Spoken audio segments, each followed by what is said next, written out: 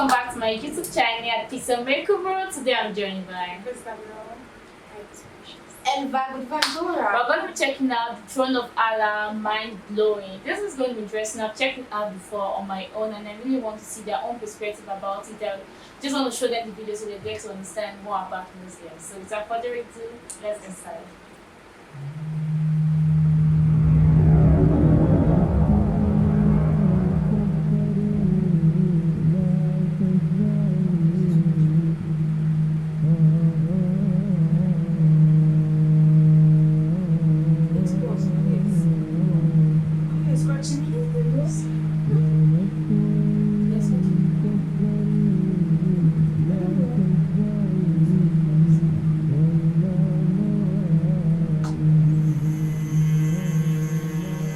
يا نفس إن لم تظفري لا تجزعي.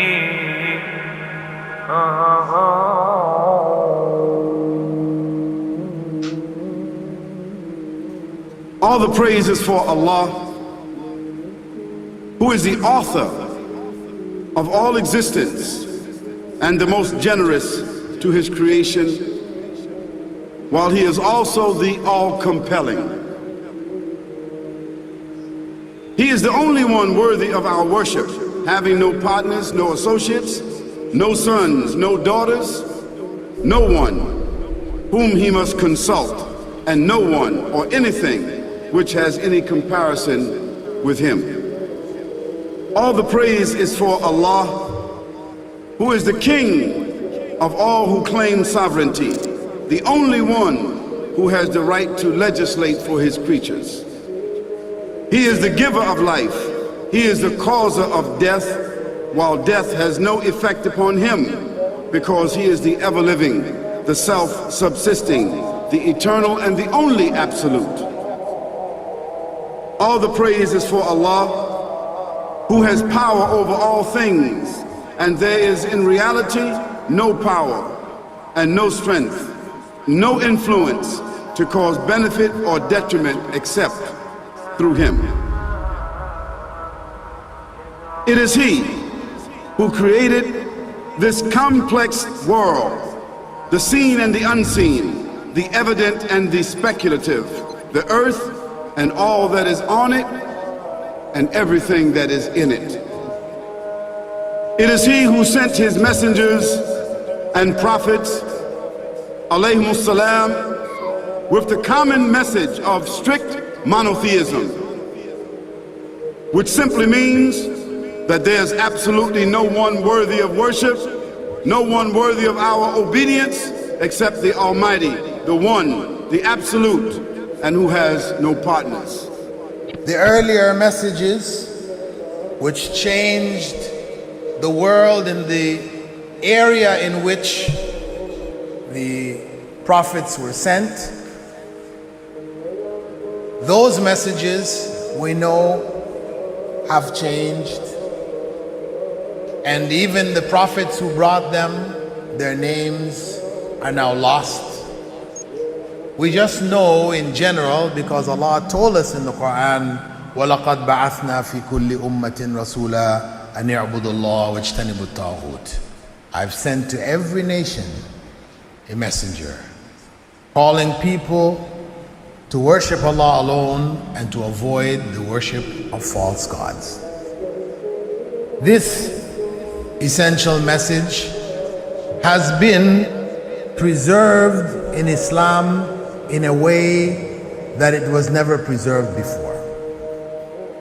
Not because the message was different, because it was the same message, but because of the fact that there would be no other prophets who would come after Muhammad sallallahu alaihi wasallam. So therefore that message now had to be protected.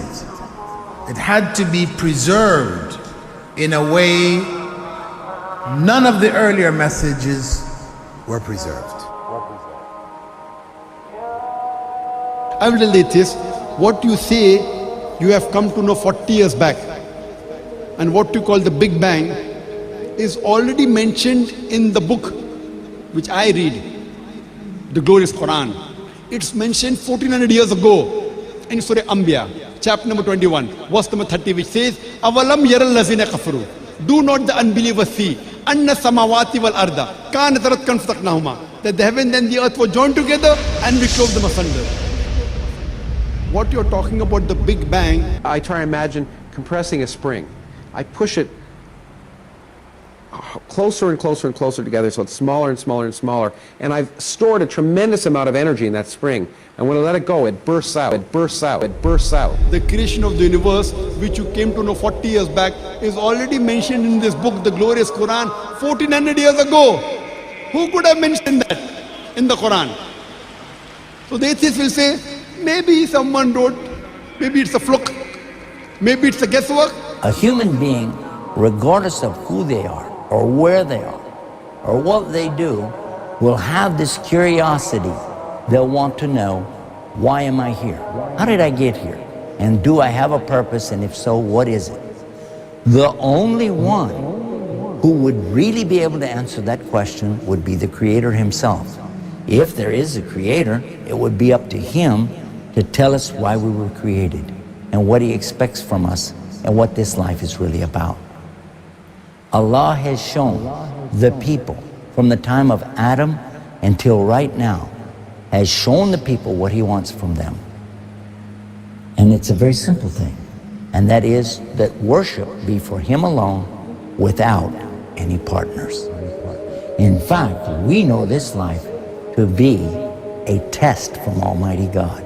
That's why we're born, and that's why we die. Because there has to be a beginning and an end for us to be tested on. The next life, after this life, no one will ever die again. A bad person or a good person. Both are brought back and they continue to live in the next life, either in good shape or not so good shape, depending on how they did on the test. The worship of the God of Abraham, that was what was taught by these prophets. The Lord of the Arsh and Kursi. We're talking about the Lord of the worlds. Alhamdulillah Rabbil Alameen. We're talking about the Lord of the entire universe and beyond. The entire universe and beyond. You know, we live in this dunya and we are fascinated with this dunya which Allah subhanahu wa ta'ala indeed has created in a beautiful manner. We're fascinated. There are over billions of people which live on this dunya at this moment in time. Over 6 billion people that live on the dunya at this moment in time. This dunya of Allah subhanahu wa ta'ala is so big that there is space in this dunya for billions and billions and billions or more people. But what is this dunya in comparison to what Allah subhanahu wa ta'ala has created out there? This dunya is insignificant. This dunya is meaningless to Allah. It means nothing. It is worthless. So worthless, compare it with the sun. The sun is one star. You know more science than me. You'll be able to tell me better. Take this planet Earth and you place it inside the sun and you will be able to place 1.3 million Earths in the sun. 1.3 million Earths in the sun. Allahu Akbar. Allah is the greatest. The sun is one star. One star. There are stars out there which are millions of times bigger than the sun. You tell me this, that you need millions and millions of stars to make one galaxy. And then you tell me this, that there are zillions of galaxies out there. Let me tell you on top of this, my friend,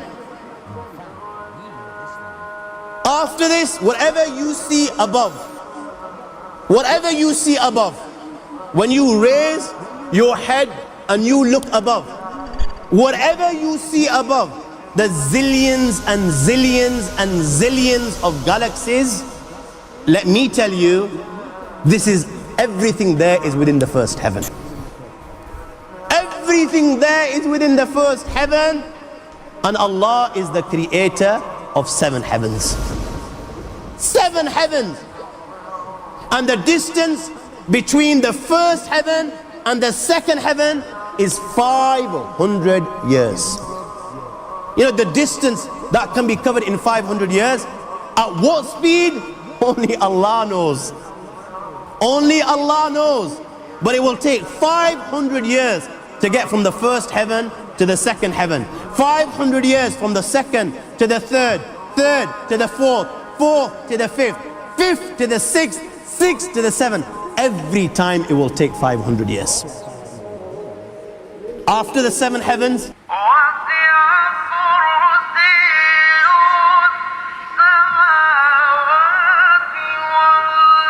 وَسِعَ كُرْسِيُّهُ السَّمَاوَاتِ وَالْأَرْضِ. You all read the Ayatul Kursi. You all know the Ayatul Kursi. After this you have the Kursi of Allah. You have the chair of Allah subhanahu wa ta'ala. You know these seven heavens that we've just talked about, in comparison to the Kursi of Allah, they're non-existent. They're meaningless. Rasulullah sallallahu alaihi wasallam has given an example in a hadith just to give us a little bit of understanding with regards to the seven heavens in comparison to the Kursi of Allah. Take a ring from your finger, take it off, the small ring that you have, and place it, let's say, in a desert, the Sahara Desert. It's the biggest desert in the world. You know that ring that we take off from our fingers and place it in the Sahara Desert? What comparison is in between the ring and the Sahara Desert? Nothing. Nothing. The seven heavens is the ring, and the Kursi of Allah is the Sahara Desert. After the Kursi of Allah, you have the Arsh of Allah. وَكَانَ أَرْشُهُ عَلَى الْمَاءِ. You have the Arsh of Allah. Again, Rasulullah has explained, so just so that we can understand. Take the ring, place it in the desert. This time, the ring is the Kursi and the Arsh is the desert. What is the Kursi in comparison to the Arsh of Allah? Nothing. Then you have angels which carry the Arsh of Allah. Their heads are in the seventh heaven and their feet are in the lowest earth. My friends, then you have the Lord of the Arsh al-Kursi. لا تدركه الأبصار وهو يدرك الأبصار وهو اللطيف الخبير. He is beyond the size of Allah, who Allah is, what Allah is. The greatness of Allah is beyond the comprehension of my little mind. This is the being that you and I are messing with.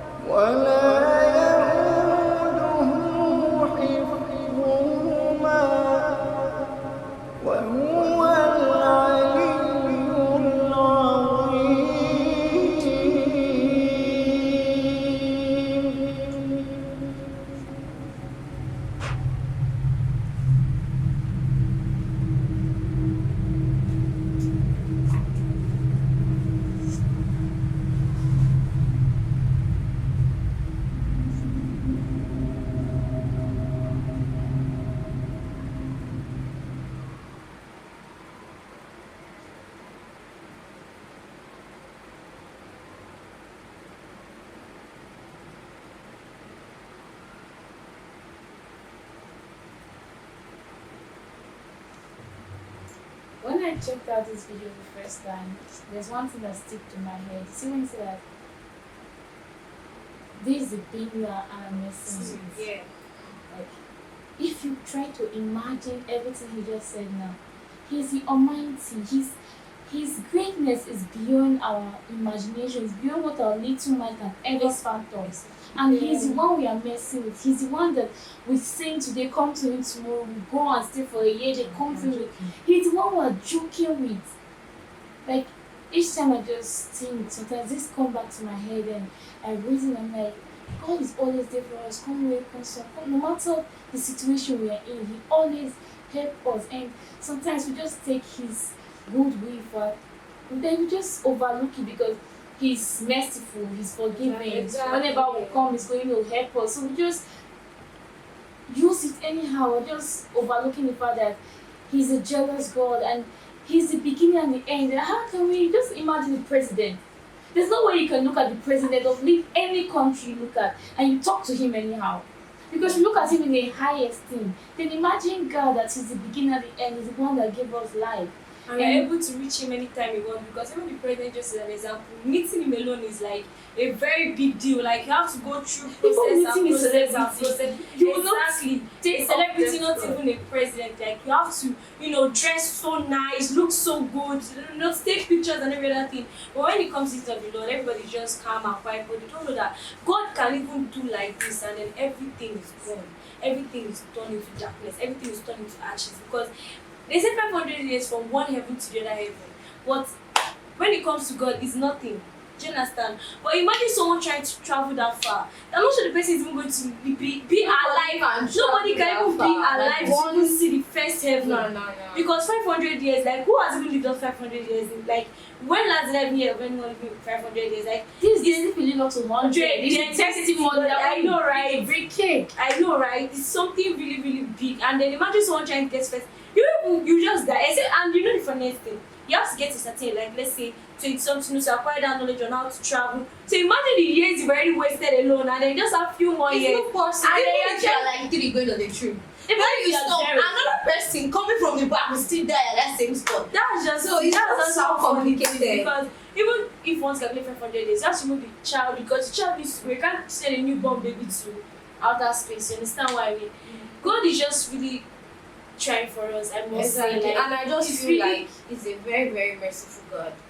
If he's a human being, okay, now I've told you what I don't like, and you keep on doing it, and you keep coming back to me, it will get to an extent you won't forgive me no more. In fact, you won't think twice before just taking me off. Yeah, but each time you sin, when you go to God, he answers you as far as your heart is pure.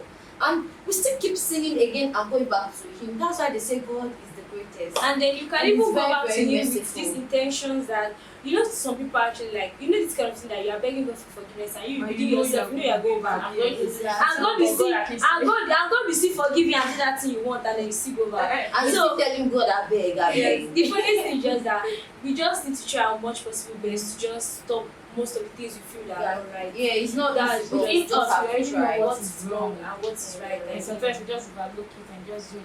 I know, he's going to forgive me. Yeah, which is so bad. This video is really, really educational, and I feel that even though after watching this reaction, you need to go back and read so many meanings to this video, because I mean, not just one prophet spoke in this video, there were more than 5, and then I think even a scientist was talking something concerning the spring. Yeah, like, you just need to go back to this video and watch it to understand it. And especially a Muslim, you should be able to even understand this video much better, because they are really, really taking it from the aspect of the Islam, not really from the Christians. Understand? If we Christians like this can understand and feel what this information is about, then obviously the Muslims should be able to get it. You understand? Even the scriptures that were used to back up most of the things they said was written in Arabic and everything. So if you're a Muslim out there, this video is more, in fact, it's for everybody. Yeah, so you being a Muslim, you don't have an excuse to say you don't want to watch this video. Do you understand? Because some Christians actually just avoid anything concerning Islam, and they just want to stay. But you being a Muslim, you're out there, you should go back to the video and watch it.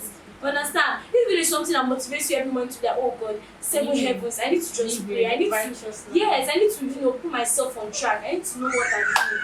That's just it. And it's very, very good that they also translate it in English. It's educating to everybody. Everybody should just watch it again and again and understand and grab a lot when you put your mind and focus on it. And it's really going to help. Yeah, that's true. But so, speaking of the translation, even though you could even get the video on YouTube just with Arabic, like just with normal English, without having subtitles in it, you should be able to understand, because I feel the general language everybody uses is English. You understand? Yeah. So even those that don't know how to read the subtitles, you should be able to get information that and some that don't know how English works, or I don't know. If there's subtitles, so you translate. Yeah, you just translate. Yes, because it's streaming movies we do watch. You can just change it to like speak the language you want. So this was a very wonderful video, very educational, and I just hope we all find our way back to God and pray that He forgive us for our sins and we stop going and coming back continuously. So please do let us know what you think about our reaction. Please make sure to like, subscribe and share our videos. We'll see you in the next one. Bye guys.